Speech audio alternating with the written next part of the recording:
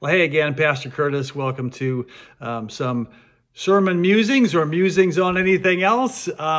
This last weekend, we studied from Romans 8, the portion where Paul was writing to the church in Rome, and he told them that when they put their faith in Jesus Christ, when his Spirit lived in them and came out of them, then God adopted them. And we saw that being adopted by God, the analogy Paul was using for his audience was this really strong connection, because in Rome, unlike our culture, unlike Jewish culture, a Roman adoption was actually stronger than a natural born birth. If you were adopted, you could never be abandoned. You could never be disinherited.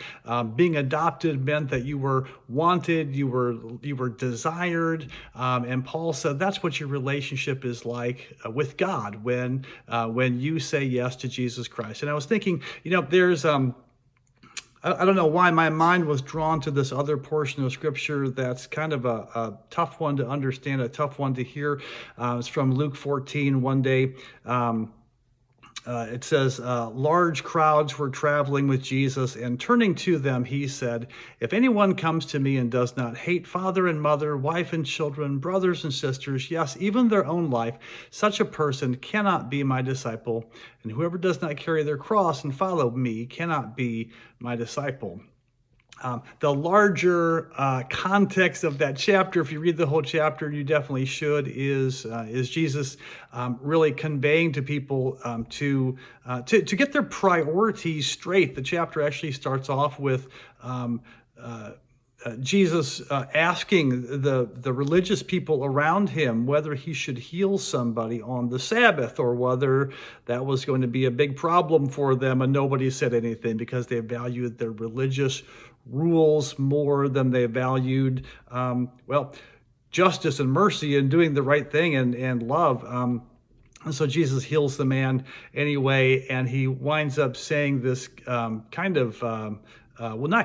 very tough thing to the crowd. Now, one thing I want you to know is Jesus doesn't want you to hate people. In fact, he says in other places, he says, listen, the commandment is to love to honor your father and mother, right? That doesn't sound like honoring your father and mother, doesn't sound like hate your mother and father, but he really was using a figure of speech, an idiom, they call it.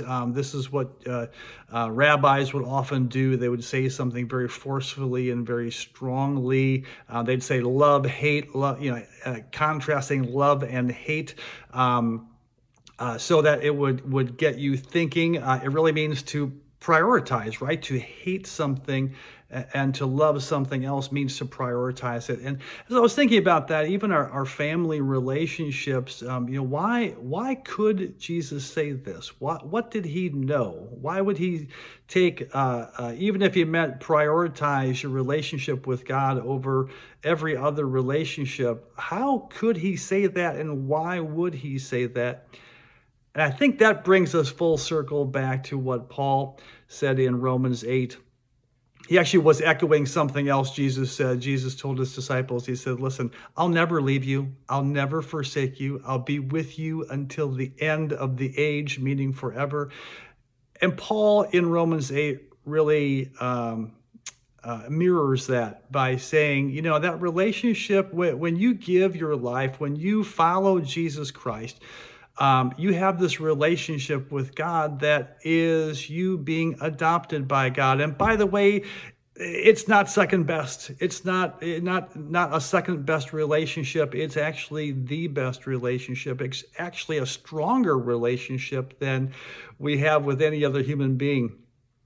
Your family can abandon you. Some of you have experienced this. You can have broken ties with people in your family. Some of you have experienced that, maybe even right now.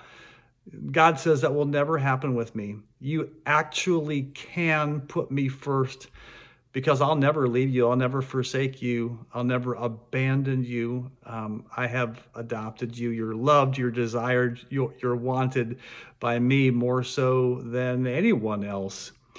Hard for us to wrap our heads around, but I think what I take away from this is that I really can trust God. You really can trust God. And I think we said it on Sunday, even sometimes if you don't feel the love, even if you don't feel that he desires you, even though you don't feel he's with you, he says, I've adopted you. I would never abandon you. So live in that freedom. This has really been helping me this week to really, maybe have a sense of renewed trust in the God who loves me.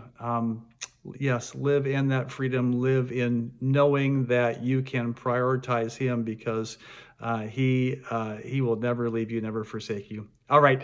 Well, be blessed. I hope you have a great week, and I hope you keep on trusting him. God bless you.